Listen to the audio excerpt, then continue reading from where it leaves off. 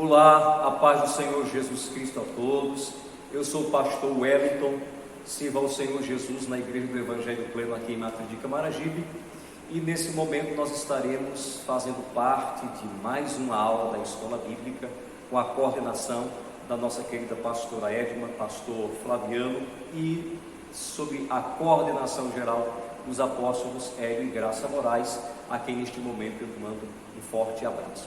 Meus amados, na aula desta escola bíblica, eu quero tratar sobre um assunto muito importante na vida cristã.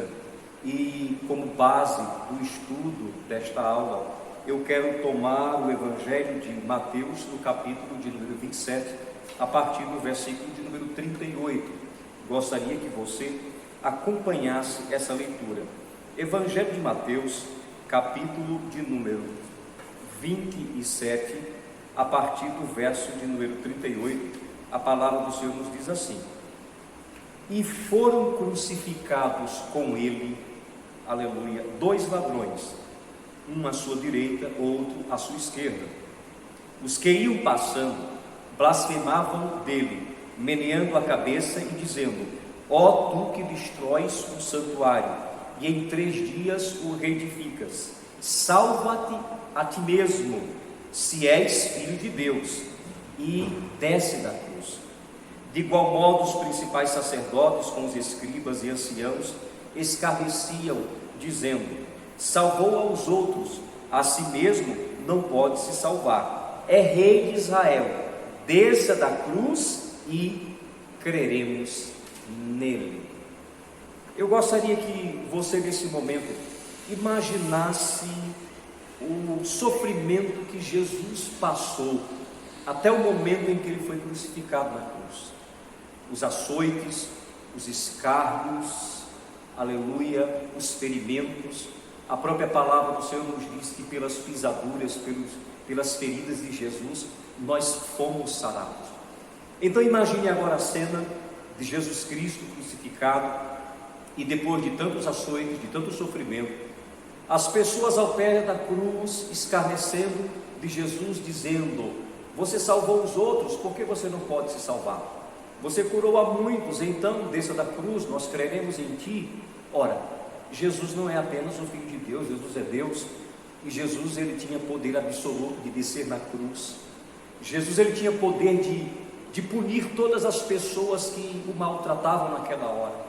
Jesus ele tinha o poder de descer da cruz e fazer tudo aquilo que aquelas pessoas estavam falando, mas Jesus ele tomou uma decisão. Jesus ele decidiu passar pela morte de cruz. Algumas horas antes do momento da crucificação, nós vamos analisar na palavra do Senhor que Jesus estava no Getsemane em oração. A Bíblia diz que o sofrimento do Senhor foi tão grande que ele transpirou gotas de sangue. E lá no Getsemane, naquela oração, o Senhor Jesus disse: Pai, se possível for, se houver outra maneira de o Senhor cumprir o teu plano, o teu propósito, o teu projeto, então eu te peço, passa de mim esse cálice. Jesus ele pediu naquela oração para que o Pai, para que Deus Pai passasse dele aquele cálice, ou seja, que o Senhor procurasse uma outra maneira de cumprir o seu propósito, senão a morte de cruz. Mas a oração de Jesus não termina aí. A Bíblia diz que Jesus continua orando e diz: porém, cumpra-se a sua vontade. Jesus tinha o poder de escolher entre passar pela morte de cruz e não passar pela morte de cruz, mas ele escolheu a morte de cruz. Jesus ele tomou uma decisão, e a sua decisão foi a morte de cruz.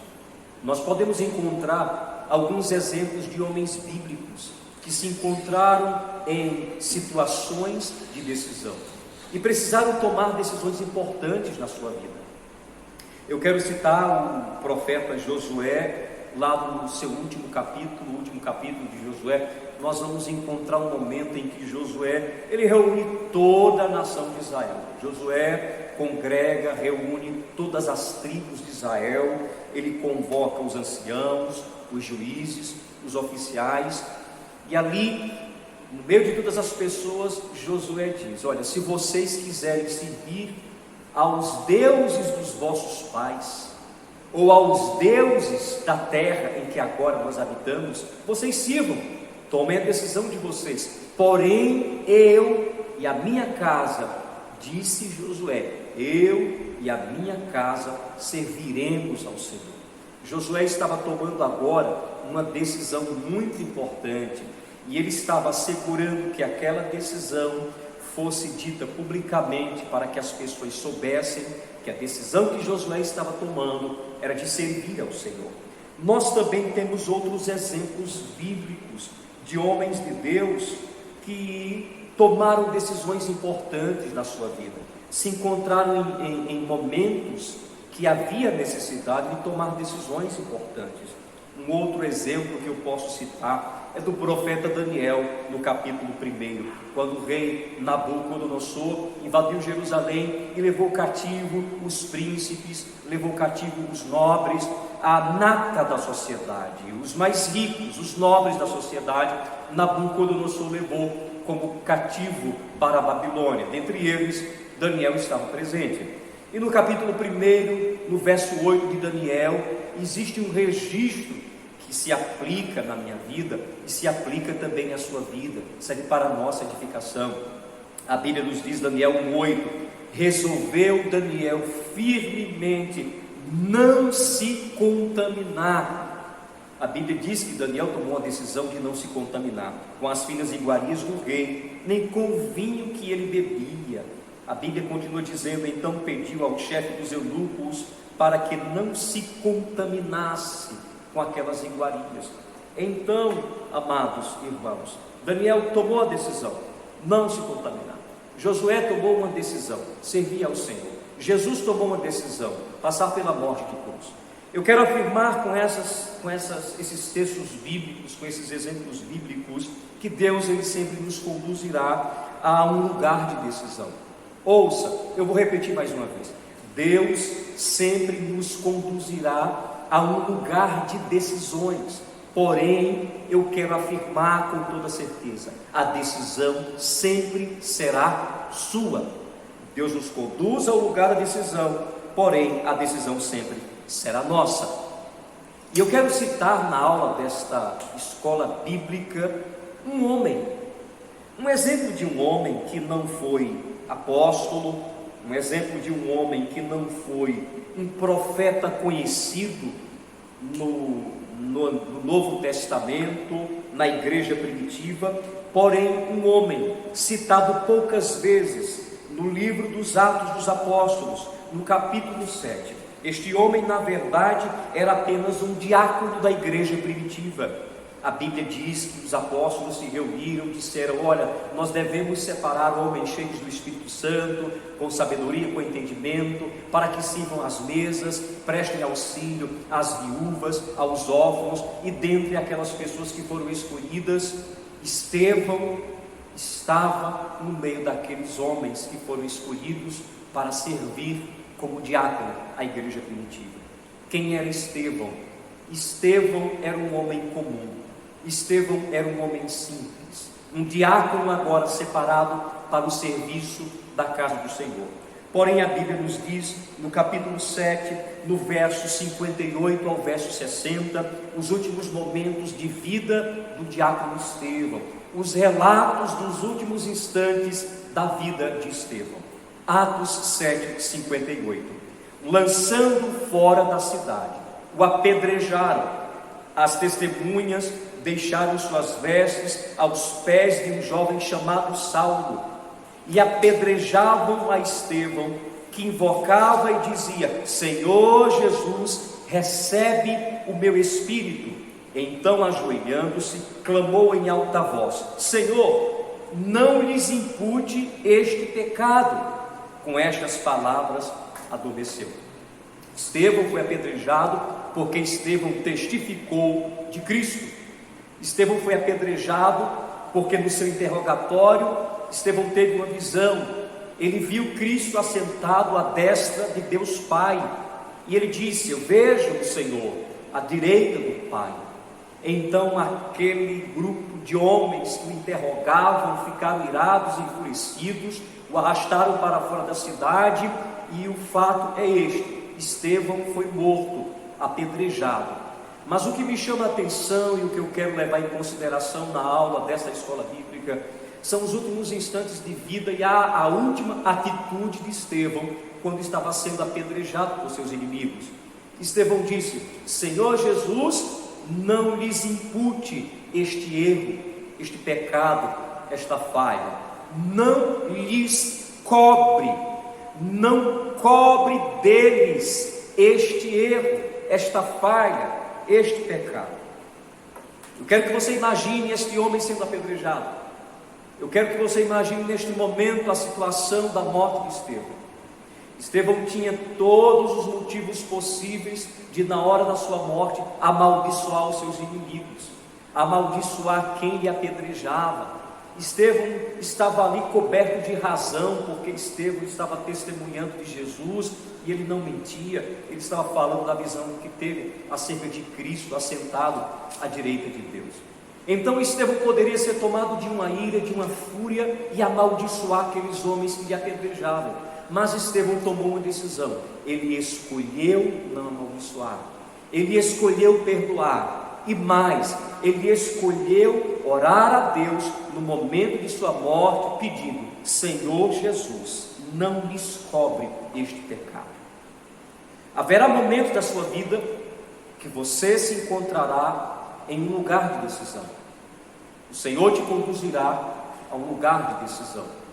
A grande pergunta é: qual será a sua decisão? A decisão que você irá tomar será a decisão correta ou será a decisão errada? Jesus, ele foi conduzido a um lugar de decisão. Ele escolheu morrer, passar pela morte de cruz. Josué, ele escolheu decidir com toda a sua família servir ao Senhor. Daniel, como escravo na Babilônia, tomou a decisão de não se contaminar com as finas iguarias do rei. Estevão, no momento de sua morte, decidiu não amaldiçoar os seus assassinos, porém orar a Deus para que Deus não cobrasse deles aquele erro. O que nos leva a tomar as decisões corretas, o que nos conduz a tomar as decisões certas no lugar da decisão. O apóstolo Paulo, ele nos ensina e cita um texto. Quero citar um texto que o apóstolo Paulo diz: transformai-vos pela renovação do vosso entendimento. Se a nossa mente não for transformada pela palavra de Deus, nós nunca teremos uma consciência santa e limpa para tomarmos a decisão correta no momento em que devemos tomar a decisão. Eu quero lembrar você sempre se encontrará em determinados momentos em uma bifurcação da vida. Você precisará escolher a decisão que você tomar. E eu digo a você, assim como Josué cita: eu e a minha casa serviremos ao Senhor, eu te aconselho para que você também tome a decisão correta no momento em que você precisar tomar as suas decisões. Mas o que levou Estevão a tomar a decisão de não amaldiçoar os seus inimigos e orar por eles? Eu quero citar aqui alguns versículos do próprio livro de Atos, no capítulo de número 6 e no versículo de número 3, quando acontece a eleição dos primeiros diáconos da igreja primitiva. No capítulo 6, versículo 3, a Bíblia diz assim: irmãos, escolhei dentre vós 7 homens. Os discípulos chegaram a uma conclusão de que havia necessidade de separar 7 homens no meio do povo, 7 homens de boa reputação, 7 homens cheios do Espírito Santo, cheios de sabedoria. E no versículo 8, no capítulo 6 de Atos, a Bíblia também diz: Estevão, cheio de graça e poder. Então, Apenas relembrando, quem era Estevão? Estevão era um diácono da igreja primitiva. Ele era apenas um diácono, mas um diácono, aleluia, de boa reputação. Um diácono cheio do Espírito Santo. Um diácono cheio de sabedoria. Um diácono cheio de graça e um diácono cheio de poder. Essas coisas, o conjunto dessas qualidades levaram a Estevão a tomar a decisão certa. Nós só podemos tomar a nossa decisão certa se as nossas convicções, se aquilo que nós cremos estiver com base na palavra do Senhor. Nós somos conduzidos pela nossa filosofia. A nossa filosofia, o nosso conjunto de ideias é que nos governa, é que nos rege, nos conduz. De acordo com a nossa filosofia, de acordo com aquilo que nós cremos, nós tomaremos as nossas decisões ao longo da nossa vida. Eu quero concluir citando um texto no capítulo do profeta Josué. Capítulo 1 de Josué. A palavra do Senhor nos traz uma orientação para a nossa vida cristã. A palavra do Senhor nos traz uma direção. Se nós quisermos ser abençoados, se nós quisermos prosperar na nossa caminhada cristã, se nós quisermos nos dar bem, então nós precisamos observar o que a Bíblia nos diz em Josué capítulo 1, verso de número 8, onde a Bíblia nos diz: não cesses de falar deste livro da lei, antes medita nele dia e noite, para que tenhas o cuidado de fazer segundo a tudo quanto nele está escrito, então farás prosperar o teu caminho e serás bem-sucedido. O segredo de ser bem-sucedido, o segredo de tomar decisões certas no momento das decisões, é que estejamos conduzidos pela palavra de Deus. Josué nos fala aqui, na verdade Deus fala a Josué e é registrado no seu capítulo 1. Medita na palavra do Senhor dia e noite, para que te vá bem e tudo que você faça seja bem sucedido. Cito um texto do Salmo de número 119 e o verso de número 30. Esse Salmo 119, versículo de número 30, nos traz o entendimento, mais uma vez, corrobora com aquilo que eu já tenho dito, que a decisão é nossa. O Senhor nos conduz ao lugar da decisão, porém, nós devemos tomar a nossa decisão. O salmista nos diz no Salmo de número 119, versículo de número 30, eu escolhi o caminho da fidelidade, eu me decidi pelos teus juízos. Esta é a palavra do salmista. O salmista diz: eu escolhi o caminho da fidelidade, eu decidi pelos teus juízos, ó Senhor. Em todos os momentos em que você se encontrar na sua vida, que precisar tomar as decisões, nunca tome a sua decisão baseada por impulsos, baseada por emoções. Reflita no que a palavra do Senhor nos diz, para que possamos tomar a nossa decisão.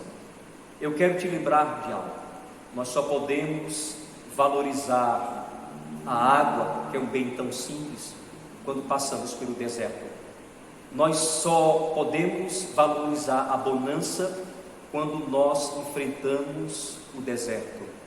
Nós só podemos nos alegrar, dar graças pelos benefícios que o Senhor nos tem feito, quando, no momento do deserto, no momento da escassez, nós passamos por aquele momento confiando e acreditando em Deus.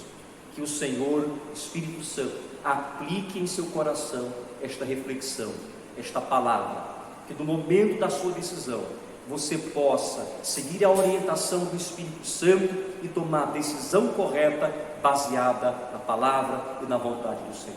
Quero orar por você agora e apresentando a sua vida. Deus, em nome de Jesus Cristo, eu te apresento, Senhor, cada pessoa que está assistindo esta escola bíblica, refletindo nesta palavra, acompanhando, Senhor, este estudo da palavra do Senhor. Que o teu Espírito, ó Deus, em nome de Jesus, conduza cada um no momento em que houver necessidade de tomar decisões. esta pessoa, Senhor, ela seja conduzida pelo Teu Espírito para tomar a decisão correta, baseada na Tua palavra. Esta é a minha oração. Que Deus abençoe a sua vida. Até a próxima aula da Escola Bíblica. Um abraço a todos e a paz do Senhor Jesus.